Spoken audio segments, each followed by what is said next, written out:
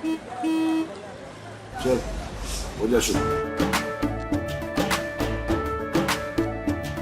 केसरिया से मन जोगी हुआ रे, दिल झूमे देखो पतवारा हुआ रे, दिल झूमे देखो पतवारा हुआ रे। हर पल मनाओ केसरी त्योहार। विमल, बोलो जुबान केसरी। जी, मैं विनम्र निवेदन करता हूं आदरणीय अजय आलोक जी से कि वो आज के इस प्रेस वार्ता को संबोधित करें।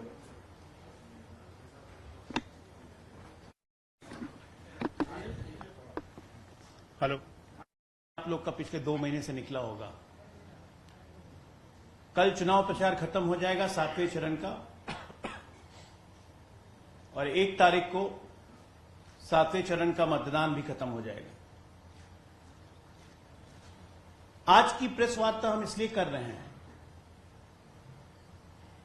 एनडीए का आइडिया ऑफ इंडिया क्या है और घमंडिया का आइडिया ऑफ इंडिया क्या है। आप देखिए, मेरे अगल बगल जो लोग बैठे हुए हैं, ये हम हैं इंडिया, भारत, जिसको हम देश कहते हैं, जिसमें सैफरन भी है, हरा भी है, उजला भी है, जिसमें यादव भी है, मुसलमान भी है, कायस्थ भी है। ये आइडिया ऑफ इंडिया है। उनका आइडिया ऑफ इंडिया क्या है? सिर्फ मुसलमान। इस्लामिक देश तो बन गया था 1947 में पाकिस्तान। आज क्यों प्रयास कर रहे हैं? तुष्टीकरण करते करते करते करते कहां से कहां तक आ गए। ठीक है, माना राहुल गांधी हिंदू नहीं है, प्रियंका गांधी हिंदू नहीं है, लेकिन इसका क्या मतलब है? आइडिया ऑफ भारत तो ही आप नष्ट कर देंगे। यह प्रयास लगातार किया जा रहा है। प्रधानमंत्री अगर कहते हैं शहजादे प्रयास कर रहे हैं संविधान बदलने का, तो गलत नहीं कहते हैं। दोनों शहजादे बोल चुके हैं कि मुस्लिम आरक्षण संविधान संशोधन करके लाएंगे। अद्भुत। वैसे एक बात आपको बताता हूं, इस देश में बहुत बुद्धिमान व्यक्ति लोग पैदा हुए हैं, जिनकी हम याद करते हैं कि अद्भुत थे, बहुत इंटेलिजेंस था, बहुत ये था। लेकिन 70 साल में इस देश में एक ही दुर्लभ मूर्ख पैदा हुआ है। ऐसा दुर्लभ मूर्ख जिसने 125 साल पुरानी पार्टी को रसातल में मिला दिया। वो दुर्लभ मूर्ख राहुल गांधी जी हैं। 2009 में 206 सीट वाली पार्टी घटते घटते घटते घटते 52 पे आ गई, बीच में 44 पे भी गई थी, और इस बार 40 के नीचे जाएगी कांग्रेस पार्टी। मैं इसलिए नहीं कह रहा हूं कि राहुल गांधी हमारी वैचारिक सोच के विरोधी है। मैं इसलिए कह रहा हूं कि देश को आज चाहिए क्या? बिहार को क्या चाहिए? देश को क्या चाहिए? एक ऐसा प्रधानमंत्री चाहिए जिसने 10 साल में 55,000 किलोमीटर हाईवे बनाया, जो कि पहले 60-70 साल में मात्र 25,700 किलोमीटर बने थे। इस देश को ऐसा प्रधानमंत्री चाहिए जिसने 7 एम्स से बढ़ा के 16 एम्स कर दिया, 8 IIM से बढ़ा के 21 IIM कर दिया। डिजिटल इंफ्रास्ट्रक्चर में हमारा देश नंबर 1 पूरे विश्व में पहुंच गया। हम 11वें नंबर पे थे, 5 फ्रेजाइल इकोनॉमी थे, आज हम नंबर 5वें इकोनॉमी में हैं, मोस्ट वांटेड इकोनॉमी में हैं, जिसको प्रधानमंत्री कहते हैं कि 3 इकोनॉमी बना देंगे। उत्तर प्रदेश को क्या चाहिए? कैराना का दंगा चाहिए या बनारस की उन्नति चाहिए? उत्तर प्रदेश को अपने हाईवे चाहिए, 24 घंटा बिजली चाहिए, 24 घंटा लॉ एंड ऑर्डर की सुरक्षा चाहिए, कि उत्तर प्रदेश को समाजवादी पार्टी की अराजकता चाहिए? इन सब तमाम सवालों से आज देश और देशवासी खुद अपने आप से पूछ रहे हैं और खुद अपने आप से संभल रहे हैं कि उन्हें दुर्लभ मूर्ख चाहिए या देश को अद्भुत नेतृत्व देने वाला प्रधानमंत्री मोदी, जिसने 22 सालों में 22 मिनट की भी छुट्टी नहीं ली है। 22 साल में इसलिए बोल रहा हूं क्योंकि 2001 से वो काम कर रहे हैं, 23 साल सॉरी, 2001 से गुजरात के मुख्यमंत्री हैं और 10 साल से देश के प्रधानमंत्री हैं और 23 सालों में 23 मिनट की भी छुट्टी नहीं ली। और यहां तो आपको पता ही है 4 तारीख को रिजल्ट आएगा और 5 तारीख को देश छोड़ेंगे खटाखट खटाखट खटाखट।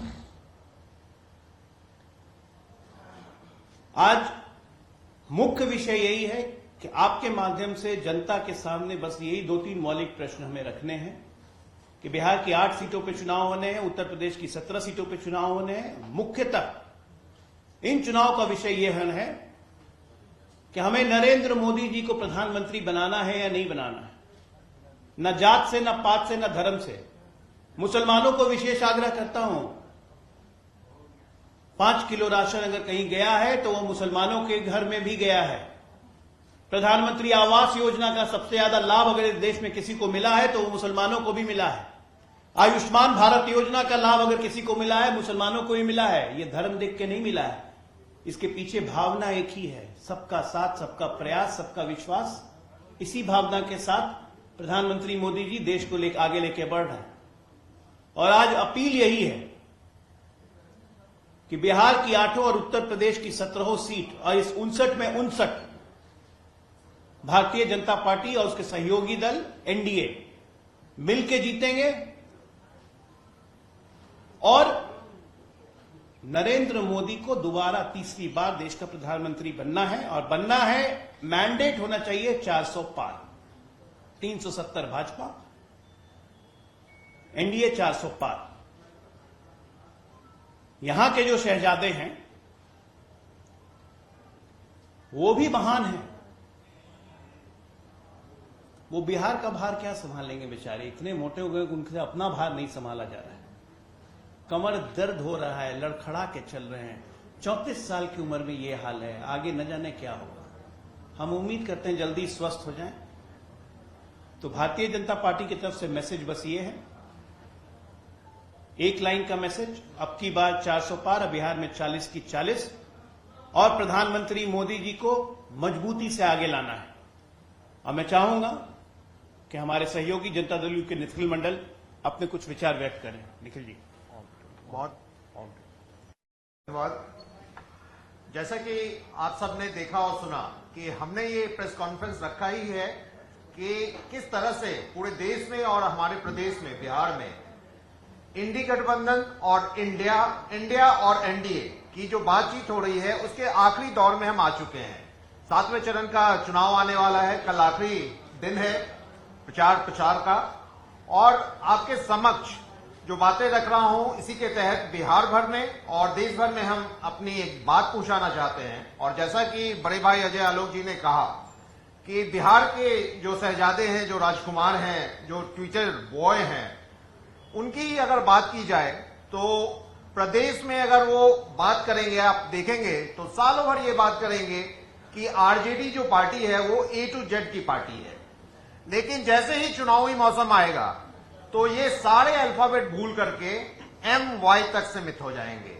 और वो भी Y भी जो सीमित होते हैं वो अपने परिवार तक ही सीमित हो जाते हैं। और हर चुनाव में आप देखेंगे कि इनके परिवार के एक सदस्य और बढ़ जाते हैं पार्लियामेंट्री इलेक्शन के लिए, या फिर वो असेंबली में या फिर पार्लियामेंट में। एक ऐसा परिवार जो शायद इस देश के किसी प्रदेश में नहीं मिलेगा, जिस परिवार से अभी तक 8-8 लोग पार्लियामेंट्री जिंदगी में आ चुके हैं, चाहे वो लालू यादव हो, राबड़ी यादव हो, सुभाष यादव हो, साधु यादव हो, तेजस्वी यादव हो, तेज प्रताप यादव हो, रोहिणी यादव हो, मीशा यादव हो, 8-8 लोग एक ही परिवार के हैं और ये यादवों पे मसीहा बने हुए हैं। लेकिन जब जब यादव को आगे करने की बात आएगी तो आपने हाल फिलहाल में ही देखा किस तरह से केडी यादव जैसे एक कार्यकर्ता को तेज प्रताप जी ने सरेआम मंच से धकेला, पिटाई की। इससे पहले आप लोगों ने देखा कि सनोज यादव जैसे कार्यकर्ता को किस तरह से बेरहमी से तेज प्रताप यादव ने पीटा। तो दरअसल इन्हें यादव भी वैसे ही चाहिए जो इनके पीछे रहें, इनके झोला झपटा को उठाएं, इनके लिए बस जिंदाबाद का नारा लगाएं। और इसका एक बड़ा उदाहरण इस पूरे चुनाव में एक जगह दिखा कि कोई भी ऐसा यादव जो लीडरशिप क्वालिटी अगर इनको लगता है कि वो बढ़ सकता है तो उसे वो कैसे रोकते हैं, उसका जीता जाता उदाहरण हमने पूर्णिया में देखा। हालांकि पूर्णिया में भी पप्पू यादव जी हार रहे थे, लेकिन तेजस्वी यादव जिस प्रकार से एक कोई यादव लीडर ना उभर जाए, वहां जाके यहां तक अपील कर दिया उन्होंने कि एनडीए को वोट कर दो। तो ये है इनकी सोच कि किसी भी तरह से किसी यादवों को आगे नहीं बढ़ने देना है और साल भर A to Z और चुनाव के मौसम में एम बॉय। ये फर्जी समाजवाद इसी को कहते हैं। ये लोग कहते हैं कि हम समाजवादी हैं। समाजवाद में कहीं भी जाति धर्म का कोई जगह नहीं होता है, लेकिन लालू परिवार की अपनी कथनी है, कहते कुछ हैं करते कुछ हैं। नौकरी की बात करते हैं, बड़े बड़े रोजगार की बात करते हैं, और जब मौका मिला तो हम सब ने देखा क्या किया इन लोगों ने। आखिर घोटाले के जनक किसे कहा जाता है? तो बस और बस लालू परिवार को। नौकरी की बात करते हैं, ये नए शहजादे जो हैं बिहार के, वो हर जगह जाके नौकरी की बात करते हैं। इनका रोल ऑफ मॉडल क्या है नौकरी का? नौकरी के बदले जमीन लेना, नौकरी के बदले मॉल लेना, नौकरी के बदले फ्लैट लेना। तो दरअसल में ये कमाई का अड्डा बनाए हुए हैं राजनीति को। और जो सच्चाई है कि बिहार की जनता हो या देश की जनता हो, सबने देखा है इन लोग को, परखा है इन लोग को, और सबने माना है कि कोई एक विकल्प है तो वो एनडीए है। और एनडीए के एक चेहरा जो इस देश को बदल रहे हैं, विकास के पटरी पे ला रहे हैं, विश्व में अपना स्थान बना रहे हैं भारत का, तो वो एक शख्सियत है, वो है आदरणीय प्रधानमंत्री श्री नरेंद्र मोदी जी। मैं आपके तहत बिहार को आग्रह करना चाहूंगा कि बचे हुए जो सीट्स हैं उस पे चुनाव होने जा रहा है। और पिछले बार हम लोगों ने 39 आउट ऑफ 40 का सीट यहां पे दिया था, और एक सीट, वैसे तो राजद के राजकुमार को इस बार भी 0 ही मिलना है, और 0 से तो उन्हें माइनस किया नहीं जा सकता। इसलिए हमारा लक्ष्य है 40 में 40 की ओवरऑल ये गठबंधन 40 लाए। और उस हिसाब से हमने चुनाव प्रचार भी किया है, चाहे वो प्रधानमंत्री जी हो या मुख्यमंत्री जी हो, सबने अपनी बात कही है, विकास पे बात कही है। और जैसे अजय आलोक जी ने कहा है कि समाज के हर एक व्यक्ति के लिए कोई कार्य होता है, कोई भी योजना बनता है तो वो सभी के लिए बनता है, किसी धर्म को छोड़ के नहीं बनता, किसी जाति को छोड़ के नहीं बनता। और ऐसे में सभी को लेकर चलने वाली अगर पार्टी है तो वो एनडीए से जुड़ी हुई पार्टी है। और ये जो यादवों के मसीहा हैं, ये तो हाल फिलहाल में ही आपने देखा कि किस तरह से पटना यूनिवर्सिटी के छात्र की हत्या हुई। यादव समाज से आने वाले छात्र की, यादव समाज से आने वाले लोगों ने उसमें संलिप्तता दिखी, तो ये इस कदर चुप हो गए कि व्यक्ति जो लड़का, हर्ष नाम का लड़का जिसकी हत्या हुई, उसके प्रति राजद के किसी नेता ने, लालू जी या उनके परिवार के लोग को तो आप छोड़ ही दीजिए, उनके पार्टी के किसी भी व्यक्ति ने संवेदना तक व्यक्त करने का नहीं सोचा। तो यही इनकी सच्चाई है। कथनी और करनी में फर्क है। बनेंगे यादवों का मसीहा, लेकिन बस झोला झपटा उनके साथ चाहेंगे कि वो झोला झपटा और जिंदाबाद करें। बस इतनी बात कहना चाहूंगा कि इन फर्जीवाद समाजवाद को दरकिनार करके हम विकास की पटरी पे लाने वाले बिहार को और देश को लाने वाले प्रधानमंत्री जी को बिल्कुल फिर से जो हमारा नारा है कि बिहार में 40 में 40, देश में 400 पार, 4 जून को ये तय है, ये होगा। हम सब संकल्पित हैं।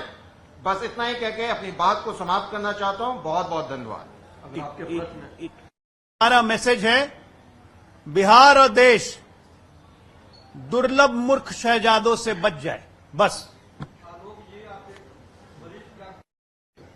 युवराज भी गड़बड़ा रहे हैं, बिहार के मुख्यमंत्री जी भी गड़बड़ा रहे हैं। जगह जगह भाषण में प्रधानमंत्री जी को कह देते हैं कि मुख्यमंत्री बना देंगे, 400 पार के जगह कहते थे 400 के 4000 पार।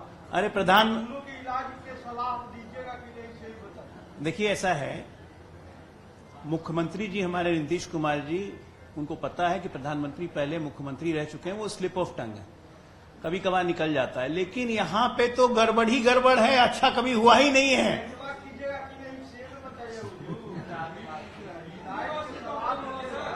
अरे कोई इलाज की जरूरत नहीं है, एकदम स्वस्थ है। हाँ? अच्छा आलोक जी, विपक्ष लगातार कर रही है कि आप लोग चुनाव हार रहे हैं, मीरा कुमार से उनको क्या जवाब अपने अंदाज में? मीरा जी की मैं बहुत इज्जत करता हूं, मीरा जी का भजन वजन करने का समय हो गया। धन्यवाद। हत्या करने वाला राजद का कार्यकर्ता चंदन यादव, जिसको पुलिस ने अरेस्ट किया, उसके बारे में दुर्लभ मूर्ख शहजादे के मुंह से एक शब्द नहीं निकलता है। अभी जैसे निखिल जी ने कहा, ये जंगल राज है। जंगल राज में अपराधी अरेस्ट नहीं होता था, अपराधी मुख्यमंत्री के घर में संरक्षण पाता था, यहां अपराधी जेल जाता है।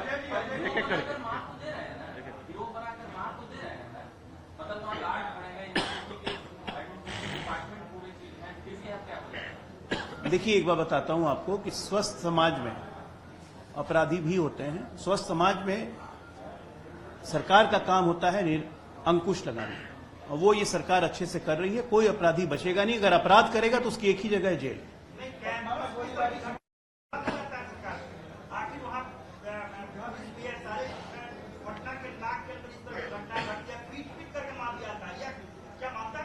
नहीं, बिल्कुल आपकी बात से मैं बिल्कुल सहमत हूं।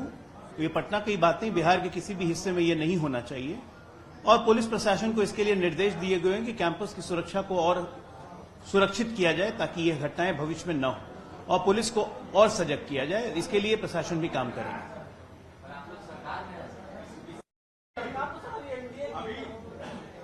ये बताएं आपका प्रश्न।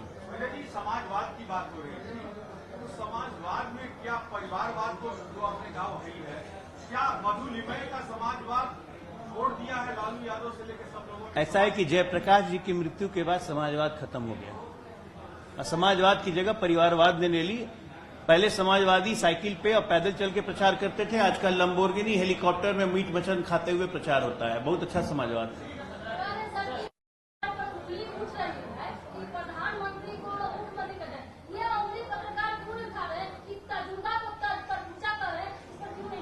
अब पत्रकार से सवाल पूछ रहे हैं तो पत्रकारों से पूछिए ना, हमसे क्या पूछ रही है।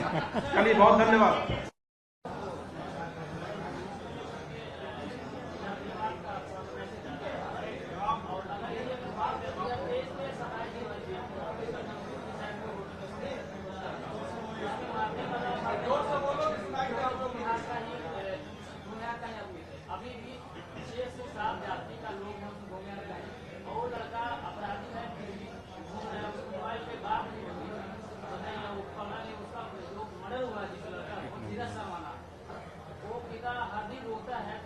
देखिए, ऐसा है ना कि सब कुछ ऐसा जो चीजें आप बता रहे हैं वो तमाम चीज हमारे जितने पुलिस प्रशासन लगी हुई है सबके पास है, और 8-9 लोगों की संलिप्तता पाई गई है, नाम भी पता है, और उसके तहत कार्रवाई हो रही है, छापामारी हो रही है। मुझे लग रहा है कि 24 से 48 घंटे के अंदर ही वो तमाम लोग पकड़े भी जाएंगे और सलाखों के अंदर जाएंगे। जो एनडीए का रोल मॉडल यही रहा है कि अगर अपराधी अपराध करता है तो वो पकड़े जाते हैं, अंदर जाते हैं, ना कि जैसा अजय आलोक जी कह रहे थे कि मुख्यमंत्री आवास में मिलते हैं। एक करके प्लीज। यस। बिहार में नीतीश जी के नेतृत्व में और देश में प्रधानमंत्री मोदी जी के नेतृत्व में हम कोई जातिवादी व्यवस्था में विश्वास नहीं रखते हैं। इसलिए ये सवाल करना कि भूमियार जाति से वो क्रिमिनल आता है, यादव जाति से वो क्रिमिनल आता है, फलाना जाति से आता है, ये सवाल गलत है। क्रिमिनल होता है, उसको क्रिमिनल की दृष्टि से देखिए, जाति की दृष्टि से नहीं देखिए। हर जात का योगदान है। प्रधानमंत्री मोदी आते हैं बिहार में और ओबीसी की बात होती है, बिल्कुल आप कह रहे हैं कि जातिवाद की बात भाई, ओबीसी में 2598 जाति हैं, 55% आबादी है। किसी एक जाति की बात करते हैं क्या? अरे कैटेगराइज हो, इलेक्शन 1 इलेक्शन 2 में पहले ही से किया गया, मंडल कमीशन में किया गया। जाति की चर्चा आप इंडिविजुअल जाति लेके बात नहीं कर सकते ना भाई। क्रिमिनल इज क्रिमिनल भाई। चंदन यादव मेरे नजर में अपराधी है, वो यादव नहीं है। मैं कह रहा हूं कि वो आरजेडी का कार्यकर्ता है। आरजेडी के लोगों ने एक शब्द नहीं बोला। अगर मान लीजिए भारतीय जनता पार्टी का कार्यकर्ता कोई अपराधी निकल जाएगा तो क्या उसको हम इस जाति का मानेंगे या सीधे अपने पार्टी से बाहर करेंगे? आरजेडी ने उसे पार्टी से बाहर तक नहीं किया। ये बात है, जातिवादी मानसिकता से बिहार को और देश को निकलना है, हमारा ये सोच है। धन्यवाद। अरे वो पकड़ा गया, वो पता नहीं हो गया।